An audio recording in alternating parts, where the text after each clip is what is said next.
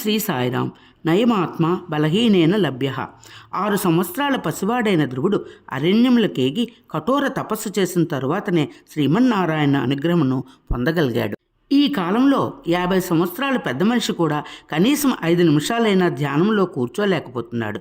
ఇంకా ఆయనకు భగవద్ దర్శనం కాలేదు అనే విసుగు, కోపము, నిరాశ. ప్రహ్లాదుడు తండ్రి తనను ఎన్ని హింసలకు గురి చేసినప్పటికీ ఓ పన్నగ సాయి, యో ధనుజభంజన అని స్తుతించును గాని తా కన్నుల నీరు తేడు, భయకంప సమేతుడు కాడు. మనస్సును మాధవునిపై నిలిపి అన్ని పనులను అతని కైంకర్యంగా చేస్తే ఏ బాధ ఉండదు. భగవద్ ధ్యానమే అత్యుత్తమమైన యోగము.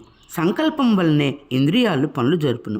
కాబట్టి సంకల్పములన్నింటినీ భగవంతునికే అర్పితం చేసిన సర్వేంద్రియములు స్తంభించిపోవును. ఇంద్రియాలకు వసుడైన వాడు బలహీనుడే చెప్పవచ్చును. నయమాత్మ బలహీనైన లభ్య అని శృతులు హెచ్చరించేది అతని గురించే. జై సాయిరాం.